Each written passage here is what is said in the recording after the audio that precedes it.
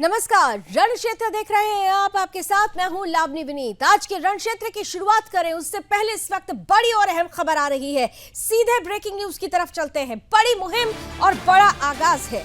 दिल्ली सरकार की योजना पर सुदर्शन की मुहिम, सुदर्शन का अभियान, और हम पूछ रहे हैं कुछ बड़े सवाल। महिला सम्मान निधि पर वो बड़े सवाल जो हम सरकार के सामने रख रहे हैं कि आखिर बांग्लादेशी रोहिंग्याओं को ये ख्याल रखा जाए कि 2500 रुपए न मिले, एक से ज्यादा पत्नी वालों को भी ये लाभ क्यों मिले, ये सवाल बड़ा पूछा जा रहा है। 2 से ज्यादा बच्चे वालों को लाभ क्यों, भारत माता की जय ना बोलने वालों को आखिर मदद क्यों दी जाए। महिला सम्मान निधि पर ये बड़े सवाल सुदर्शन न्यूज आपसे पूछता है। सुदर्शन न्यूज के प्रधान संपादक डॉक्टर सुरेश चौहान जी ने एक्स पर पोस्ट लिखकर ये बड़े सवाल सरकार से पूछे हैं। दिल्ली सरकार की योजना पर सुदर्शन एक बड़ी मुहिम चला रहा है, बड़ा अभियान छेड़ दिया है।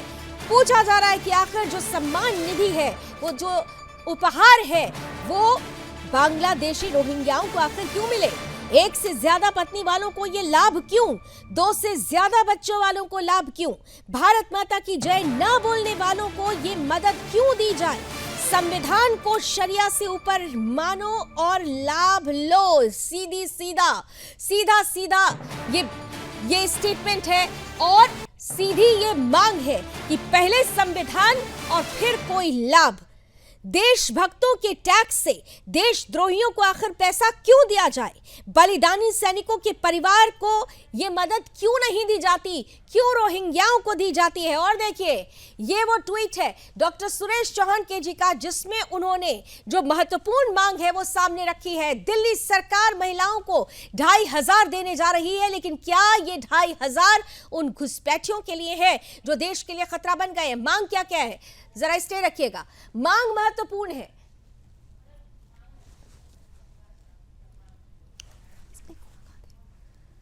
तो मांग ये की जा रही है कि 2500 उन लोगों को ना दिए जाए जिनकी 1 से अधिक बीवियां और 2 से ज्यादा बच्चे हैं, जो भारत माता की जय नहीं कहते। वो भारत माता के टैक्स पेयर बच्चों के पैसे के हकदार कैसे हो सकते हैं, जो हमारे सैनिकों पर पत्थर बरसाते हैं। क्या उन्हें इन बलिदानी सैनिकों के टैक्स से मदद मिलनी चाहिए? ये देश के वीरों का अपमान होगा।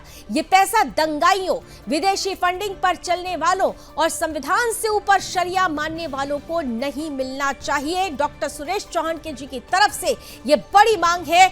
मांग साफ है, संविधान को सबसे पहले तरजीह दो और तब सरकार द्वारा दी जाने वाली योजनाओं का लाभ उठाओ। 2500 महिलाओं के लिए, घुसपैठियों के लिए नहीं। हम एक सीरीज शुरू करने जा रहे हैं, बिंदास बोल की ये विशेष सीरीज शुक्रवार 7 मार्च से शुरू हो रही है। देश से आह्वान है और बड़ा सवाल है, 2500 महिलाओं के लिए, घुसपैठियों के लिए नहीं। वो घुसपैठिए जो देश के लिए खतरा है, उन घुसपैठियों के लिए यह सम्मान कतई नहीं होना चाहिए। हैशटैग के साथ आप हमारे साथ जुड़िए, हैशटैग 25,000 फॉर देशभक्त ओनली, हैशटैग 2500 फॉर देशभक्त ओनली। इस हैशटैग के जरिए आप हमारे साथ जुड़िए और जो मांगे सुदर्शन सामने रख रहा है, उन मांगों में आगे बढ़ते हुए देश से जुड़े हुए राष्ट्रीय मुद्दे पर हमारे साथ खड़े होइए। और क्योंकि बात अब राष्ट्रीय मुद्दे की हो रही है, तो राष्ट्र यानी राष्ट्र नायकों का सम्मान यह भी बहुत जरूरी है। लेकिन हमारे ही देश के अंदर कुछ ऐसे लोग हैं जो राष्ट्र नायकों का सम्मान भूल गए हैं चंद वोटों के खातिर। अबू आजमी का नाम खूब ज्यादा इस वक्त चर्चाओं में है, लेकिन आज अबू को अबू आजमी नहीं बल्कि अबू औरंगजेब आजमी कहना पड़ेगा। और कहीं भी क्यों ना, क्योंकि अबू आजमी तो अपने नायक के रूप में औरंगजेब को देखता है। अबू आजमी ने औरंगजेब को इंसाफ पसंद शासक करार दिया। याद है ना आपको वो बयान? और इस बयान के बाद से ही जो सच्चे देशभक्त हैं, जो राष्ट्रवादी हैं, उनका खून खौल उठा, क्योंकि औरंगजेब जैसे क्रूर आक्रांता का महिमा मंडन चंद वोटों के खातिर अगर हिंदुस्तान की धरती पर होता है, तो ये सीधे सीधे हमारे उन वीर नायकों का अपमान है जिन्होंने हिंदू और हिंदुत्व पर अपने आप को न्यौछावर कर दिया। यह अपमान है छत्रपति शिवाजी महाराज का, यह अपमान है छत्रपति संभाजी महाराज का, जिन्होंने हिंदुत्व के लिए अपना सर्वस्व बलिदान कर दिया। ऐसे औरंगजेब का महिमा मंडन और इस औरंगजेब पर राजनीति की धुरी का टिका होना यह बताता है कि राष्ट्र के अंदर आज भी कुछ ऐसे लोग हैं जो सीधे तौर पर राष्ट्रवाद को, इस शब्द को सिर्फ अपने सहूलियत के लिए इस्तेमाल करते हैं, लेकिन राष्ट्रवाद की असली अस्मिता को नहीं समझते।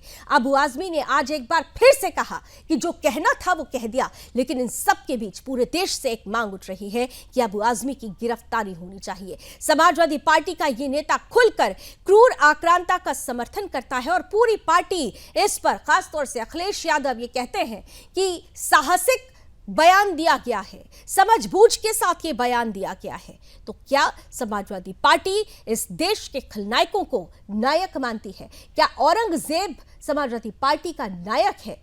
या फिर बड़ा सवाल यह भी है कि आज केवल बात समाजवादी पार्टी तक टिकी नहीं रही, फारूक अब्दुल्ला साहब ने भी ये कह दिया है कि मुगलों का इतिहास बदलने की कोशिश की जा रही है। वो कौन सा इतिहास है? इतिहास का सच क्या है? क्या इतिहास में वो सच छुपाने की कोशिश की गई जिसकी चर्चा आज होने लगी है? क्या हमारे वीर नायकों के सच को छिपाया गया और मुगलों का महिमा मंडन किया गया चंद वोटों के खातिर? और अगर ऐसा है तो क्या आज उस इतिहास को भी बदलने की जरूरत आन पड़ी है? इन सब मुद्दों पर आज खुलकर बात करेंगे। कुछ ही देर में आज के खास अतिथि भी हमारे साथ जुड़ेंगे, उनसे आपका परिचय कराएंगे, लेकिन उससे पहले आइए देखिए, आपको दिखाते हैं वो रिपोर्ट जो ये कहती है कि अबू औरंगजेब आजमी किस तरीके से इस देश का देश विरोधी, इस देश के खलनायक को, हमारे देश के सबसे बड़े दुश्मन को अपना नायक मानता है, और लेकिन देश इसे बर्दाश्त नहीं कर रहा और लगातार ये मांग की जा रही है कि अबू आजमी की गिरफ्तारी हो।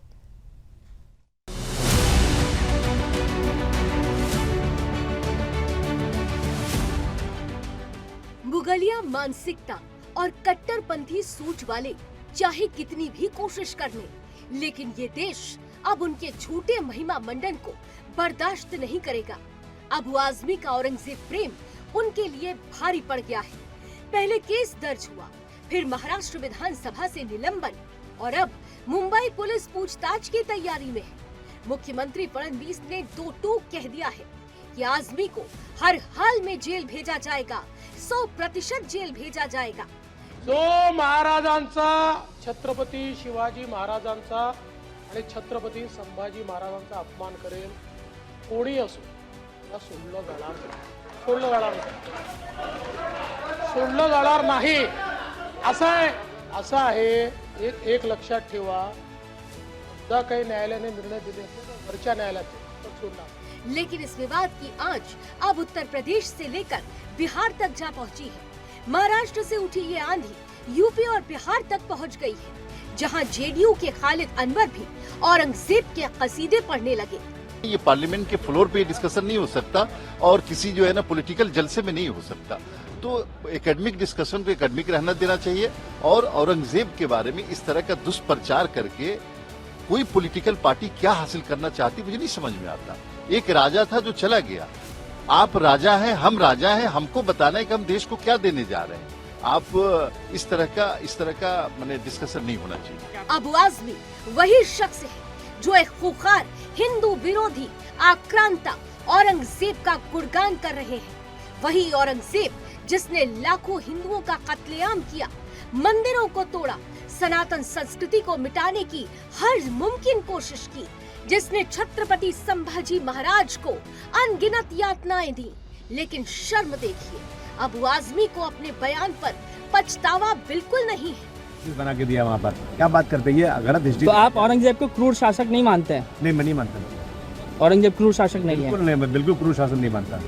अगर किसी को ऐसा लगता है कि मैंने इस तरह की बातें बोली हैं और जिससे किसी को आहत हो रहा है, तो मैं अपने स्टेटमेंट को वापस लेता हूँ। तो मैंने यहाँ तक भी कह दिया कि भाई मैंने जो कहा बोला है ना, अपनी बातों को वापस लेता हूँ, इसलिए मैंने कोई गलत चीज़ बोला नहीं था, लेकिन फिर भी वापस लिया मैंने कि सेशन चलता रहे।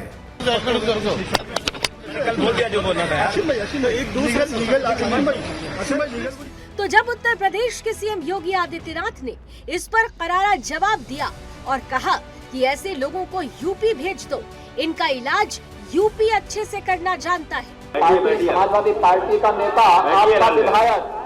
आपका विधायक घोषणा करो ना, उस कमबख्त को उस कमबख्त को निकालो पार्टी से और उसको एक बार यूपी भेज दीजिए, बाकी उपचार हम अपने आप करवा लेंगे। जो व्यक्ति छत्रपति शिवाजी महाराज की परंपरा पर गौरव की अनुभूति करने की बजाय लज्जा महसूस कर रहा हो और औरंगजेब को अपना नायक मान रहा हो, क्या उसको भारत के अंदर रहने का अधिकार होना चाहिए क्या? और समाजवादी पार्टी को इसका जवाब देना चाहिए। एक तरफ आप कुंभ को कोसते रहे और दूसरी तरफ औरंगजेब जैसे दुष्ट और क्रूर धर्मान मंदिरों को तोड़ने वाले व्यक्ति को, भारत की आस्था को निर्ममता के साथ रौंदने का कार्य करने वाले व्यक्ति को महिमा मंडन करते हो। आखिर कौन सी नस ऐसी आपकी दबी हुई है कि आप लोग अपने उस व्यक्ति पर, उस विधायक पर नियंत्रण नहीं कर पा रहे हैं? और इसीलिए मैं कहना चाहता हूं कि खंडन क्यों नहीं समाजवादी पार्टी खंडन करे इसका। योगी के इस बयान से समाजवादी पार्टी को मिर्ची लग गई।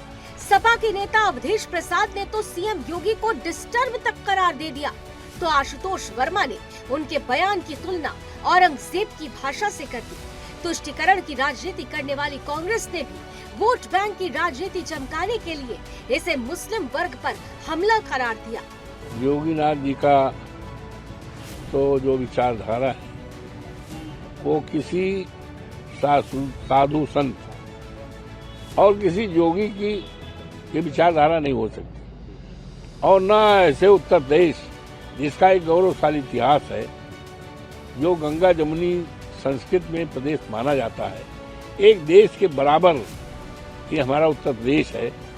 तो ऐसे प्रदेश के मुख्यमंत्री की भाषा और विचारधारा ये नहीं लगती है। लगता है कि ये योगी बाबा कुछ डिस्टर्ब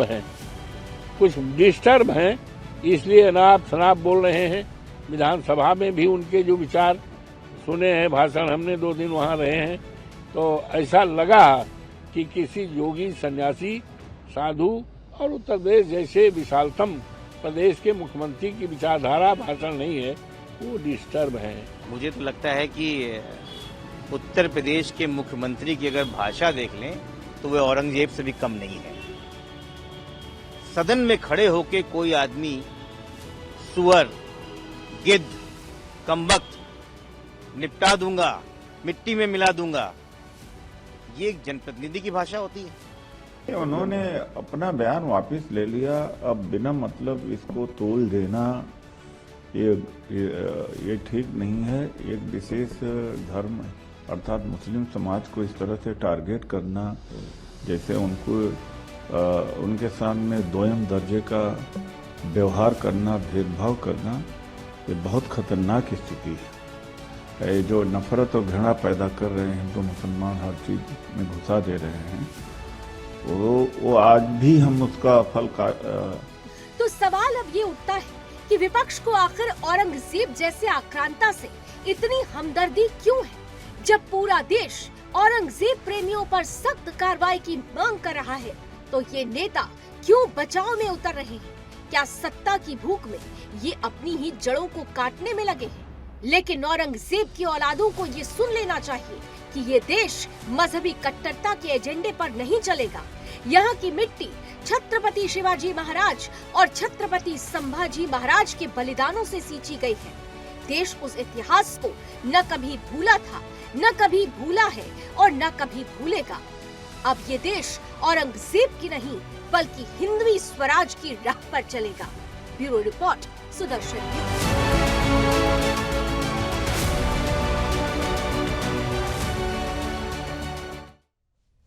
तो ये देश छत्रपति शिवाजी महाराज का देश है, ये देश छत्रपति संभाजी महाराज का देश है और वो हमारे नायक हैं। औरंगजेब को ये देश कभी भी नहीं नायक मान सकता है और यही वजह है कि देश भर से अबू आजमी को लेकर जो गुस्सा है, आक्रोश है, वो निरंतर और सतत बढ़ता जा रहा है। गिरफ्तारी की मांग उठ रही है और इन सब के बीच एक और बड़ी खबर आ रही है। सीधे ब्रेकिंग न्यूज का रुख करते हैं। इसी से जुड़ी हुई बड़ी खबर है, इस मुद्दे से जुड़ी हुई बड़ी खबर। अबू आजमी के विवादित बयान पर बड़ी खबर इस वक्त आ रही है हिंदू सेना ने गृह मंत्री अमित शाह को एक पत्र लिखा है।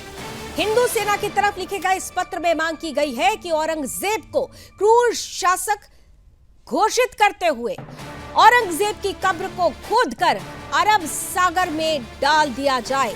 ये बड़ी और अहम जानकारी इस वक्त हम आपको दे रहे हैं। देश भर से आक्रोश है। अबू आजमी की एक तरफ गिरफ्तारी की मांग हो रही है, तो दूसरी तरफ हिंदू सेना ने गृह मंत्री अमित शाह को पत्र लिखा। पत्र में औरंगजेब को क्रूर शासक घोषित करने की मांग उठाई और इसी मांग में कब्र को खोदकर अरब सागर में डालने की अपील भी की है। चलिए इसी बड़ी खबर के साथ अब आज की डिबेट शुरू करते हैं। स्वागत करते हैं आज के पैनलिस्ट का, सीधे स्क्रीन पर लेकर आइए। स्वागत करते हैं भारतीय जनता पार्टी का पक्ष रखने के लिए हमारे साथ आलोक वत्स जी जुड़ रहे हैं। समाजवादी पार्टी का पक्ष रखेंगे अशोक यादव जी। साथ ही साथ हिंदू सेना अध्यक्ष विष्णु गुप्ता हमारे साथ जुड़ चुके हैं और योगेश केदार जी हमारे साथ हैं शिवसेना शिंदे गुट से। आप सभी का बहुत बहुत स्वागत और शुरुआत अशोक यादव जी आपके साथ। क्या वजह है कि अभी तक समाजवादी पार्टी खुलकर यह स्वीकार ही नहीं कर पा रही है कि औरंगजेब एक क्रूर शासक था? औरंगजेब एक ऐसा शासक था जिसने गजवाई हिंद की पूरी स्क्रिप्ट लिख रखी थी और उसी के तहत सारे काम किए जा रहे थे। बावजूद इसके आप लोग अबू आजमी जो औरंगजेब को अपना नायक मानते हैं उनके साथ खड़े होते हुए नजर आते हैं। क्या मजबूरी है अशोक जी? लावनी जी, अभी आज की घटना है। भारतीय जनता पार्टी की सहयोगी दल जनता दल यूनाइटेड, नीतीश कुमार जी मुख्यमंत्री उत्तर प्रदेश, उन्हीं के पार्टी और भारतीय जनता पार्टी की सरकार। मैं उनसे पूछूंगी अभी ये सवाल, मैं पूछूंगी वैसे अशोक जी ये सवाल। खालिद अनवर विधायक जी ने खुलेआम औरंगजेब की तारीफ की। न तो योगी जी को कान पे जूरेगा, न तो भाजपा के कान पे जूरेगा, न तो हिंदू सेना के कान पे जूरेगा, किसी के कान पे कोई जू नहीं रहेगा। क्यों?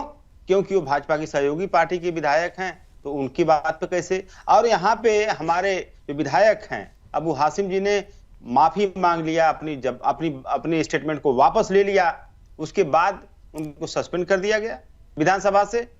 हाय हिम्मत भाजपा के सरकार के पास, सस्पेंड करे उस विधायक को जनता दल यूनाइटेड के, जिन्होंने औरंगजेब की तारीफों के पुल बांधे हैं। पूरी भाजपा के मुंह में दही जमी है। ये होता है दोहरा मानदंड। अशोक यादव जी, दोहरा मानदंड मेरा ये सवाल निश्चित रूप से भारतीय जनता पार्टी से होना था और मैं ये सवाल पूछूंगी अभी कि इंतजार किस बात का हो रहा है। लेकिन सवाल आपसे ये है कि आप लोग कल से आज तक ये कह रहे हैं कि अबू आजमी ने अपने शब्द वापस ले लिए। जुबान से निकले हुए शब्द और बाढ़ से निकला हुआ तीर कभी वापस नहीं होता। हालांकि उन्होंने कहा वापस ले लिया और फिर आपने सुना नहीं कि उनका अगला स्टेटमेंट क्या था। उन्होंने कहा कि गलत क्या कहा मैंने, जो बोलना था वो बोल दिया। यानी किसी भी तरह से अबू आजमी को अपने कहे हुए पर शर्मिंदगी नहीं है और समाजवादी पार्टी को भी इस बात की शर्मिंदगी नहीं है कि एक खलनायक जो इस देश का सबसे बड़ा दुश्मन रहा है उसको आप लोग नायक मानेंगे, नायक साबित करने के लिए कुछ भी कहेंगे। यहां तक कि आपने आपके नेता ने अबू आजमी को कहा कि समझ बूझ कर दिया गया बयान है। ये कैसे संभव है अशोक जी? लावनी जी, ऐसा है, आप अगर भाजपा ये चाहती है कि जिस तरह से तमाम आक्रांताओं ने हमारे इतिहास की किताबों के, हमारे तमाम जो है किताबों को नष्ट किए, भाजपा भी उसी तरह से उन आक्रांताओं से सबक लेते हुए इतिहास की किताबों को नष्ट कर दे। जो भी शासन किए हैं यहाँ पे, चाहे मुगल रहे हों, हूण रहे हों, शाक्य रहे हों, चंगेज रहे हों, अंग्रेज रहे हों, सारी किताबों को भारतीय जनता पार्टी उन आक्रांताओं की तरह नेस्तनाबूद कर दे। न किताब रहेगी, न किताबों को पढ़ करके कोई बोलेगा। हमारी पार्टी जस्टिफाई नहीं कर रही है कि मुगल बहुत महान थे, औरंगजेब बहुत महान थे। औरंगजेब ने धार्मिक आधार पर लोगों का उत्पीड़न किया कि इंसाफ पसंद शासक था। अगर इंसाफ पसंद शासक था तो जजिया कर नहीं लगाना चाहिए था। अगर इंसाफ पसंद शासक था तो हिंदुओं का कत्लेआम नहीं करना चाहिए था। छत्रपति संभाजी महाराज के साथ जिस तरीके की क्रूरतम अत्याचार किए गए, रोंगटे खड़े हो जाते हैं उस कहानी को सुनिए। आज तो सिर्फ लोग फिल्म की बात करते हैं, हम तो कहते हैं कि उस पुस्तक को पढ़िए, रोंगटे खड़े हो जाएंगे। कल्पना नहीं कर सकते हैं हम लोग और उसको कहेंगे कि इंसाफ पसंद शासक था। लावनी जी, समाजवादी पार्टी ऐसे किसी भी आक्रांता को वैचारिक रूप से सही नहीं कह सकती। जिसने भी धार्मिक आधार पर या जातीय आधार पर तो उत्पीड़न खुलकर करने कहने का में काम किया गुरेज है। क्यों है? एक बार भी समाजवादी पार्टी की तरफ से क्यों नहीं कहा गया कि अबू आजमी ने जो कहा वो गलत है? क्यों कहा जा रहा है कि अबू आजमी ने सोच समझकर बयान दिया, नहीं बिल्कुल, दानिशमंद जो बातें कही, राष्ट्रीय निडर ध्वज के बता ट्वीट दिया किया, गया, यानी औरंगजेब की तारीफ कर दी तो निडर हो गया। नहीं राष्ट्रीय ध्वज के ट्वीट का आप हवाला दे रहे हैं लावनी जी। उसी मैं हवाला में उन्होंने कहा कि अगर फ्रीडम ऑफ स्पीच, अगर हम इतिहास किताब को पढ़ करके जो लिखा हुआ है अगर बोल दिए तो ये अपने मन से क्या बोले, जो इतिहास में उन्होंने पढ़ा तो वही चीज उन्होंने बोला। और फ्रीडम ऑफ स्पीच आप देखिए लावनी जी, किसी शासक को आप किसी दूसरे चश्मे से देख सकती हैं, कोई और किसी दूसरे चश्मे से देख सकता है, नहीं है लेकिन कि आप राष्ट्र धर्म को भूल जाएं। अशोक जी, फ्रीडम ऑफ स्पीच कभी नहीं कहता कि आप राष्ट्र धर्म को भूल जाएं, आप राष्ट्रवाद को भूल जाएं। फ्रीडम ऑफ स्पीच कभी भी यह अनुमति नहीं देता। और अगर समाजवादी पार्टी अपने आप को समाजवाद से जोड़ती है तो कम से कम यह बात तो समाजवादी पार्टी को भी सोचनी होगी। चलिए जल्दी जल्दी सभी से कमेंट लेकर फिर मैं आपके पास आती हूँ। आलोक वत्स जी, मुगलों का इतिहास मिटाने का कोशिश कर रहे हैं क्या आप लोग, ये कहा जा रहा है, लेकिन सवाल आपसे एक और महत्वपूर्ण है। सहयोगी दल जेडीयू खालिद अनवर औरंगजेब के बारे में खालिद क्या कह रहे हैं ये भी आप लोग सुन रहे हैं। तो फिर एक ही चश्मे से अबू आजमी और खालिद को देखा जाना चाहिए, यह अलग अलग चश्मे से तो नहीं देखा जा सकता।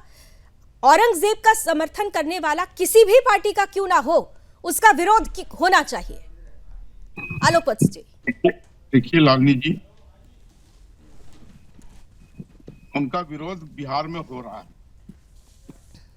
आप शायद इस बात को नहीं अभी तक आपके संज्ञान में आया है, नहीं या मेरे संज्ञान में है, लेकिन जिस तरीके का विरोध अबू आजमी के लिए हो रहा है, खालिद अनवर के लिए वो विरोध नजर नहीं आ रहा।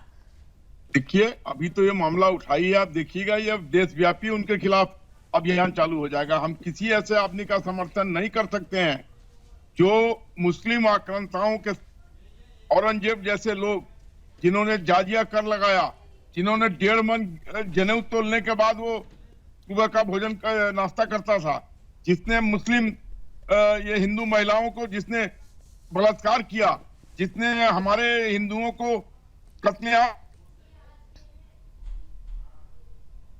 जी किया करके, कैसे हम उन लोगों को स्वीकार करेंगे? और कोई भी सनातनी भारत का उसे स्वीकार नहीं कर सकता है। मुझे तो हंसी आती है ये अबू आजमी और ये बिहार के एमएलए पर कि इन लोगों ने इसकी महिमा मंडन करने की सोची और ये भारत में रहने की सोच रहे हैं। उसके बाद जिसको पूरा भारत हेट करता हो उसको आप नहीं तो पूछा तो आपसे भी जाना चाहिए कि इंतजार किस बात का कर रहे हैं। पूरे देश से ये आवाज उठ रही है कि ऐसे लोगों के खिलाफ आप कार्रवाई कीजिए। नहीं आलोक जी सवाल आपकी पार्टी से भी पूछा जाएगा, इंतजार किस बात का है?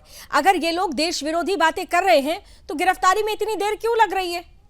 पूछा तो आपसे भी जाएगा, पूछा आपसे जाएगा कि अगर जेडीयू के साथ आपका गठबंधन है और एक ऐसी पार्टी जिसके साथ आप सरकार में, उस पार्टी के नेता अगर औरंगजेब का महिमा मंडन करते हैं तो फिर गठबंधन क्यों है? तो बोल लेने दीजिए लावनी जी, सवाल सुन लीजिए ना, सवाल भी सुन लीजिए। मैंने कहा ना, इनके ऊपर भी सख्त से सख्त कार्रवाई होगी और बिहार में पुरजोर विरोध इनका ऑलरेडी स्टार्ट हो चुका है।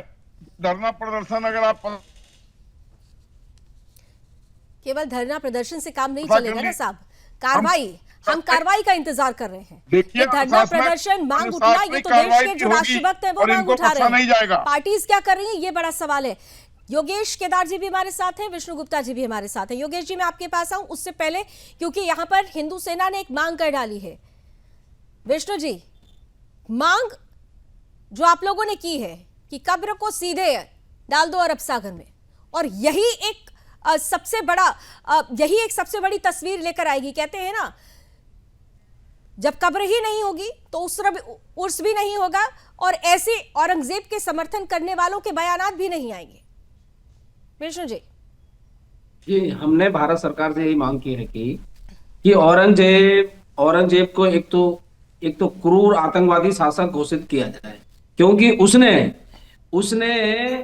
लाखों हिंदुओं का कत्लेआम किया, धर्म परिवर्तन कराया, और अभी संभाजी महाराज की जो बात कर रहे हैं, संभाजी महाराज को कितनी क्रूरता से उसने हत्या कर दी, और तो और गुरु तेज बहादुर जी की कितनी क्रूरता से हत्या कर दी, और तो और गोकुल जाट की मैं बात कर रहा हूं, या बहुत कम लोग जानते होंगे, श्री कृष्ण जन्मभूमि को मंदिर को जब तोड़ने के लिए औरंगजेब आया था, तोड़ा, तो उस समय गोकुल जाट ने जब उसका विरोध किया तो औरंगजेब ने उसका बोटी बोटी करके कुत्तों को खिलाने का काम किया।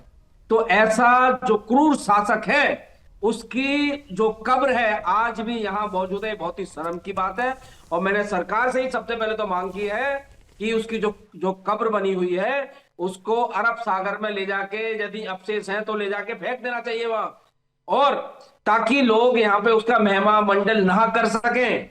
और दूसरा यहाँ मैं ये बात कह रहा हूं कि महाराष्ट्र के लोगों का, जो कि संभाजी महाराज का, शिवाजी महाराज का इतना सम्मान करते हैं, क्या उनका हिंदुत्व इतना ठंडा हो गया कि वहां पे आज औरंगजेब की महाराष्ट्र की धरती पर आज भी कब्र मौजूद है? मैं तो यहाँ कहना चाहता हूं, यदि सरकार इस काम को नहीं करेगी, उसकी कब्र ले जाके अरब सागर में फेंक दे, तो देश के लोग सनातनी इस काम को करने के लिए तैयार है। और आप देखोगे भविष्य में उसकी जो कब्र है अब वो ज्यादा दिन तक महाराष्ट्र की धरती पर रहने वाली नहीं है। योगेश केदार जी, बिल्कुल विष्णु जी आपकी बात को ही लेकर जा रही हूं, क्योंकि शिवसेना शिंदे गुट से योगेश केदार हमारे साथ जुड़े हुए हैं। योगेश जी, सरकार आपकी पूरी तरह से मुखरता के साथ कह रही है कि अबू आजमी के खिलाफ कार्रवाई होगी। मुख्यमंत्री ये कह रहे हैं कि 100% गिरफ्तारी होगी, लेकिन कब होगी? और सवाल बड़ा ये भी है, जो अभी विष्णु जी ने कहा कि यह कब्र आखिर महाराष्ट्र की जो वीर भूमि है, जो छत्रपति शिवाजी महाराज की धरती है, जो छत्रपति संभाजी महाराज की धरती है, वहां पर औरंगजेब की कब्र का क्या काम?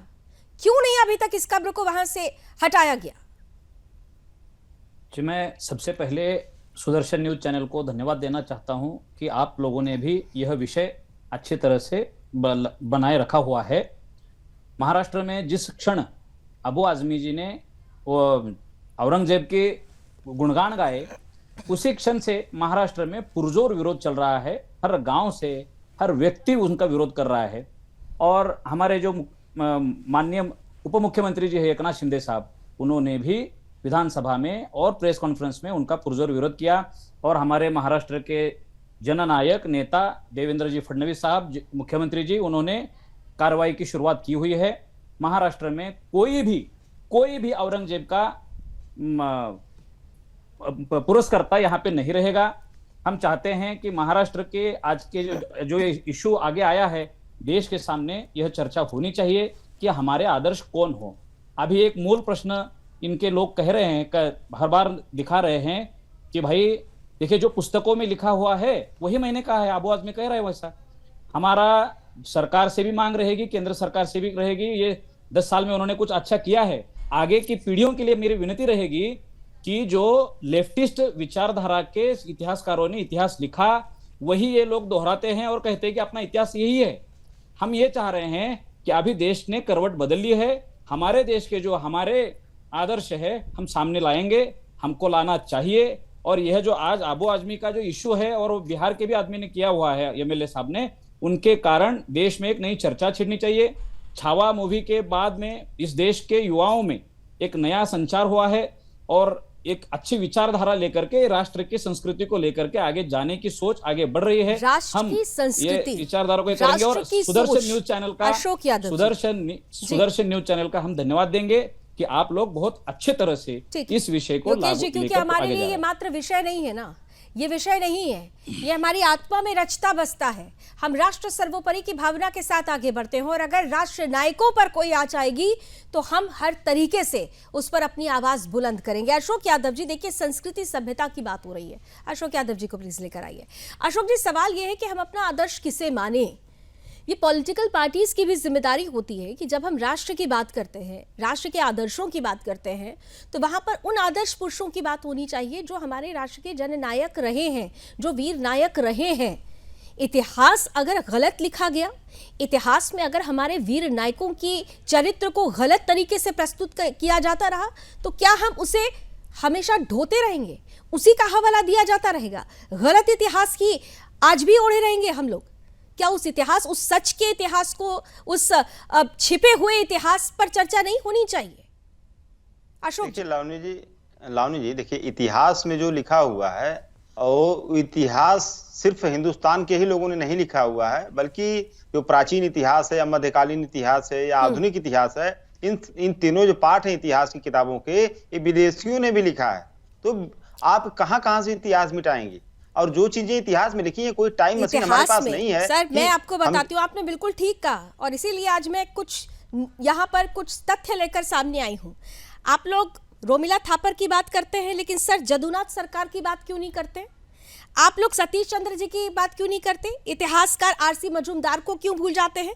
इतिहासकार बीएन पांडे को क्यों भूल जाते हैं? आपने पश्चिमी इतिहासकारों की बात की, विंसेंट आर्थर स्मिथ को क्यों भूल जाते हैं, जिन्होंने the Oxford history of India में औरंगजेब को एक क्रूर और असहिष्णु शासक बताया है? आप लोग स्टैनली लेन पुले की बात क्यों नहीं करते, जिन्होंने Aurangzeb and the decay of the Mughal empire में साफ तौर पर औरंगजेब की क्रूरता की पूरी कहानियां लिखी है? आप लोग जीएफ रिचर्ड्स की बात क्यों नहीं करते, जिन्होंने द मुगल एम्पायर में औरंगजेब के जो प्रशासनिक नीतियां थी, जो हिंदू विरोधी नीतियां थी, उसका जिक्र किया है? ये सब क्या इतिहासकार नहीं है? इन्होंने इतिहास नहीं लिखा? इनके बारे में चर्चा क्यों नहीं होती है? ये नाम सामने क्यों नहीं आते? लावनी जी, आपकी बातों का मैं समर्थन कर रहा हूं। ये बताइए कि किस पार्टी ने औरंगजेब को सही शासक बताया है? समाजवादी पार्टी ने तो इंडोर्स नहीं किया ना। ही विधायक कह रहे हैं, अबू आजमी जो कह रहे हैं, ये इसका मतलब क्या है? इंसाफ पसंद शासक कौन होता है? इंसाफ पसंद, मुझे आप इतना ही समझा दीजिए। लावनी जी देखिए, अगर अबू हासिम जी अगर अपनी बयान पे माफी नहीं मांगे होते, अपने बयान को वापस नहीं लिए होते, तो आप इसको थोपती हमारे ऊपर कि हमारी पार्टी के विधायक ने इस बात को कहा और तुरंत बाद ये कह देने पे कि मैंने जो कहा क्या गलत कहा, और फिर ऊपर से अखिलेश यादव जी का ये कह देना कि निडर होकर सच बोला, सच को दबाया नहीं जा सकता। कौन सा सच? कि औरंगजेब इंसाफ पसंद शासक था, ये है सच? देखिए, सच दोनों है। सच ये है कि औरंगजेब ने, सच ये है लावनी जी कि औरंगजेब ने जो धार्मिक आधार पर उत्पीड़न किया, जजिया कर लगाया धार्मिक आधार पर, तमाम उसकी बुराइयां इतिहास में लिखी हैं, और जो उसने मंदिरों को दान किया, उस बातें भी इतिहास में लिखी हुई है। तो इतिहास में सुन लीजिए, इतिहास में दोनों चीजें लिखी हुई। यही इतिहास तो गलत है, ये इतिहास गलत है। जिसने जजिया कर लगाया हो वो मंदिरों को दान कर सकता है, जिसने हिंदुओं को तलवार की नोक पर अपना धर्म परिवर्तन करने के लिए मजबूर कर दिया हो, जिसने नहीं मजबूर किया, उसका कत्लेआम किया हो, वो दान का मतलब समझता है। क्या बात कर रहे हैं आप लोग? अब देखिए, मैं वही कह रहा था लावनी जी, मैं वही कह रहा था कि आपके पास कोई टाइम मशीन नहीं है कि आप उस टाइम मशीन में बैठेंगी और उस इतिहास के एरा में जाकर के उसको बदल देंगी। तो फिर आप लोग किस सर्टिफिकेट के आधार पर औरंगजेब को इंसाफ पसंद कहते हैं? ये बात तो आप पर भी लागू होती है। ये समाजवादी पार्टी फिर क्यों नहीं? समाजवादी पार्टी के पास कौन सी टाइम मशीन है जो ये कहती है कि औरंगजेब ने दान दिया था? वही ना जो इतिहास में दर्ज है। आप भी यही कहते हैं ना, तो हम भी तो उसी इतिहास की बात कर रहे हैं। लावनी जी, इतिहास की किताबों में सुन लीजिए, इतिहास की किताबों में जो लिखा हुआ, देखिए जो भी शासक रहा है हिंदुस्तान में, उन शासकों ने ज्यादातर तलवार के दम पर ही शासन किया है। चाहे वो मुगल रहे हो, चाहे हुण रहे हो, चाहे चंगेज रहे हो, चाहे अंग्रेज रहे हो, जो भी लोग रहे हैं, चाहे मतलब हर शासकों ने तलवार के दम पर शासन किया है, और हर शासक के दौरान की अच्छाइयां बुराइयां दोनों लिखी हुई इतिहास की किताब में। लेकिन अगर एक चीज को लेकर के कोई अगर उड़ने लगेगा तो ठीक नहीं है। आप इतिहास को अगर इच्छा है तो उसको देख के उस पर मूल्यांकन करिए। हम लोग ये कह रहे हैं लावनी जी कि औरंगजेब ने धार्मिक आधार पर उत्पीड़न किया, हम लोग कहां डिनाई कर रहे हैं, लेकिन उसके बारे में जो इतिहास में लिखा हुआ है, उसने जो चंदा दिया मंदिर बनाने में, उस चीज को आप कैसे डिनाई कर सकते हैं? हाँ विष्णु जी बोलिए। यदि औरंगजेब को भारत सरकार क्रूर आतंकवादी शासक घोषित करे तो आप समर्थन करोगे? औरंगजेब को भारत सरकार क्रूर शासक आतंकवादी घोषित कर दे, सरकार एक क्राइटेरिया बनाए और इतिहास किताबों का मूल्यांकन करके, नहीं तो ठीक है ना, सब चीज करके, किसी चीज को प्रेसाइज नहीं नहीं अशोक जी, ये कोई दबाव नहीं हो रहा है। वो तो बड़ा सिंपल सवाल पूछ रहे हैं आप, मूल्यांकन की बात करें, गलत सवाल पूछ रहे हैं। प्रोसीजर भी कहे कि मान लीजिए मूल्यांकन करने के बाद सरकार ये कहती है कि औरंगजेब क्रूर शासक है, तो आप समर्थन करेंगे? जैसा कि अभी आप कह रहे थे, तो सवाल में पूछ रहे हैं। यदि सरकार औरंगजेब को क्रूर शासक घोषित करती है तो आपका समर्थन है, विरोध है? अशोक जी, मैं ये पूछना चाहता हूं, क्या इतिहास में जितने क्रूर शासक हुए हैं, जितने भी इतिहास में क्रूर शासक हुए हैं, जितने भी इतिहास में क्रूर शासक हुए हैं, सबके बारे में सरकार लिखे और सबको बताए कि क्रूर शासक मारा नहीं मारा? औरंगजेब ने गुरु तेज बहादुर की हत्या की नहीं थी? बताइए। बिल्कुल की इसमें कहां से कोई झूठ बोल सकता है? औरंगजेब बिल्कुल की यदि है। औरंगजेब को सरकार क्रूर शासक घोषित करती है तो आप समर्थन करेंगे, विरोध करेंगे? बताइए। मैं तो यही कह रहा हूं, आप एक आदमी की बात कर रहे हैं, मैं तो पूरे इतिहास की बात कर रहा हूं। अरे मैं औरंगजेब की बात कर रहा हूँ, सारा इतिहास छोड़ दो, सुन लीजिए, औरंगजेब की बात करो अभी आप। औरंगजेब क्रूर शासक था नहीं था? एक सुन लीजिए, औरंगजेब समेत हिंदुस्तान के इतिहास में जितने क्रूर शासक रहे हैं सबको सरकार क्रूर शासक घोषित करे। जितने भी क्रूर शासक रहे हैं, औरंगजेब ने गुरु तेज बहादुर, संभाजी महाराज, गोकुल जाट की हत्या की। श्री की जन्मभूमि जब मंदिर तोड़ने गया, गोकुल जाट ने उसका विरोध किया, उसकी बोटी बोटी करा दी। औरंगजेब, हमने सरकार से मांग की है कि सरकार औरंगजेब को क्रूर शासक घोषित करे। आपका समर्थन है? अरे एक ही बात आपकी, मैं तो कर रहा हूँ कि सारे शासकों जो भी क्रूरता की है सबका नाम। चलिए विष्णु जी, अशोक जी की सीमाएं समझ में यहाँ पर आ गई। देखिए अशोक जी, अभी तक आप बड़ा सिंपल सा सवाल है, आप सभी की बात कर रहे हैं, सभी की बात होगी, लेकिन यहाँ भी अभी औरंगजेब की बात चल रही है। और अब देखिए जरा हम आपको जल्दी से वो बयान सुना देते हैं जो खासतौर से मुख्यमंत्री महाराष्ट्र देवेंद्र फडणवीस ने कहा है। सुनाइए जरा बयान। छत्रपती जो महाराजांचा, छत्रपती शिवाजी महाराजांचा आणि छत्रपती संभाजी महाराजांचा अपमान करेल कोणी असो, त्याला सोडलं जाणार नाही, सोडलं जाणार नाही। असं आहे एक लक्षात ठेवा, समजा काही न्यायालयाने निर्णय दिले असले तर वरच्या न्यायालयात जाऊ, पण सोडणार तो छोड़ने वाले नहीं है। 100% गिरफ्तारी होगी। आलोक वत्स जी, मैं आपके पास आ रही हूँ। देखिए यहाँ पर दूध का दूध और पानी का पानी स्पष्ट है। अशोक जी औरंगजेब के नाम पर वो बाकियों की भी बात करने लगे, लेकिन मुद्दा अशोक जी यहाँ पर आज औरंगजेब है। यहाँ पर सवाल ये उठता है आलोक वत्स जी, आपकी पार्टी लगातार ये कह रही है कि राष्ट्र नायकों का विरोध बर्दाश्त नहीं है। देवेंद्र फडणवीस जी ये कह रहे हैं कि हर हाल में गिरफ्तारी होगी। यहाँ पर विष्णु गुप्ता और ऐसे विष्णु गुप्ता जैसे यहाँ पर करोड़ों ऐसे राष्ट्रवादी हैं जो ये कह रहे हैं कि औरंगजेब को जो क्रूर आक्रांता था उसे घोषित कर दीजिए आतंकवादी, अबू आजमी की गिरफ्तारी कर लीजिए। तो ये मांगे जब उठ रही हैं तो इतना सोचना क्यों पड़ रहा है आप लोगों को? कार्रवाई जल्दी क्यों नहीं हो रही है? इंतजार क्यों करना पड़ रहा है? देखिए लावनी जी, जब मुख्यमंत्री ने अपने मुंह से कह दिया कि हम उसकी गिरफ्तारी करेंगे तो इसमें संशय क्या रह गया है? वो आज शाम तक आपको गिरफ्तार होते हुए दिखाई देंगे और इसके ऊपर पूरी कार्रवाई, पूरा देश जानता है कि औरंगजेब एक क्रूर शासक था। कोई भी सनातनी कम से कम या राष्ट्रभक्त कोई मुसलमान भी औरंगजेब का तो समर्थन नहीं कर सकता है। हाँ, अभी मैं सुन रहा था जिस तरीके से राष्ट्रीय अध्यक्ष हिंदू सेना के विष्णु गुप्ता जी पूछ रहे थे और अशोक यादव जी असमंजस में थे। भाई इनके वोट बैंक की चिंता है, इनको पार्टी से निकाल देगा अगर ये ऐसा कुछ स्टेटमेंट दे देंगे तो इनका वोट बैंक भाग जाएगा। इनको तो वोट की चिंता है, इसलिए उसको पकड़े हुए हैं। आलोक जी, समाजवादी पार्टी के वोट बैंक की चिंता तो उनको है, लेकिन फिर यहाँ तो बिहार में आपको भी फिर चिंता है। फिर जेडीयू के साथ और जेडीयू के एमएलसी ने जो कहा, खुलकर विरोध कीजिए ना और बोलिए जेडीयू को कि हम ऐसी पार्टी के साथ गठबंधन नहीं कर सकते जिसमें ऐसे नेता हो, शामिल हो, उनको बाहर निकाले, पार्टी से निष्कासित करें, सस्पेंशन की मांग कीजिए। कीमत पर हम उसमें कॉम्प्रोमाइज नहीं करेंगे, उनके ऊपर सजा दिलवा के ही छोड़ेंगे। अशोक जी, आ रही हूं योगी जी बस आपके पास। अशोक जी काउंटर आंसर करना चाह रहे हैं लोगों का बयान। ठीक है अशोक जी। लावनी जी, बिहार विधानसभा का स्पीकर भाजपा का अभी सस्पेंशन क्यों नहीं हुआ? बिहार में सरकार भाजपा की अभी गिरफ्तारी क्यों नहीं हुई?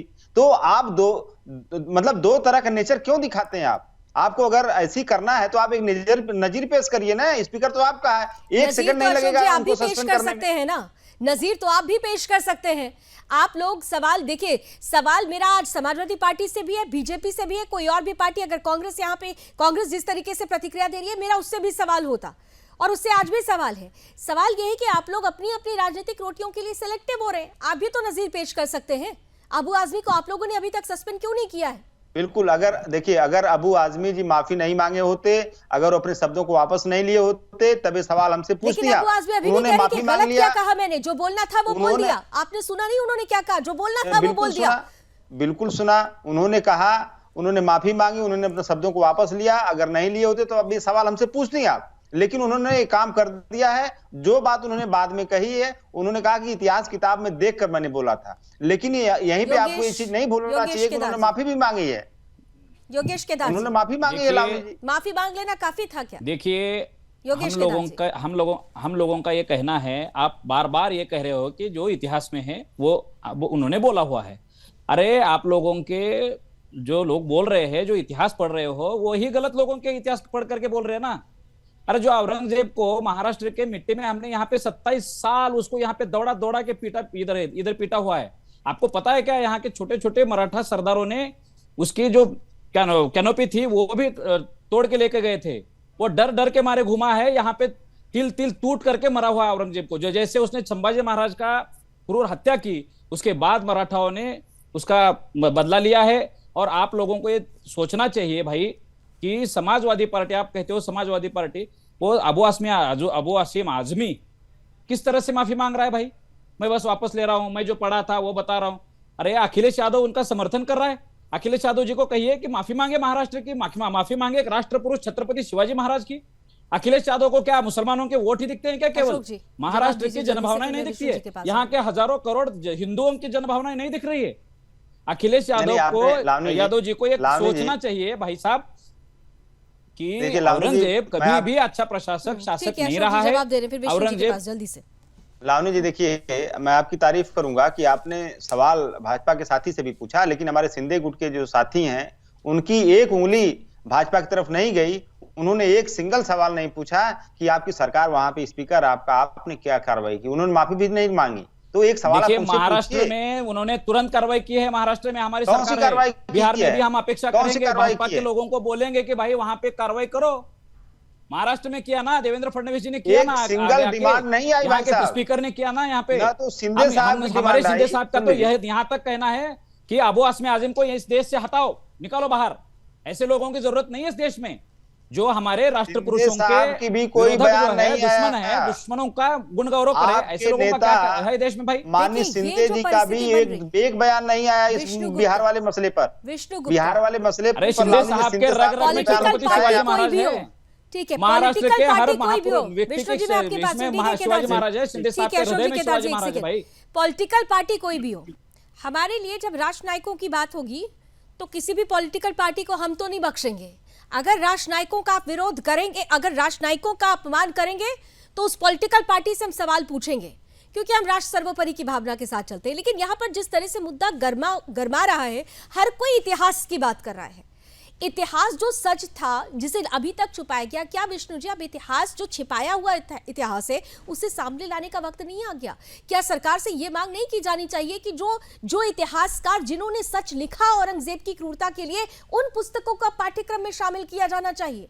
उन इतिहासकारों की पुस्तकों को सबसे ज्यादा सर्वोच्चता देनी चाहिए? क्या ये मांग नहीं होनी चाहिए?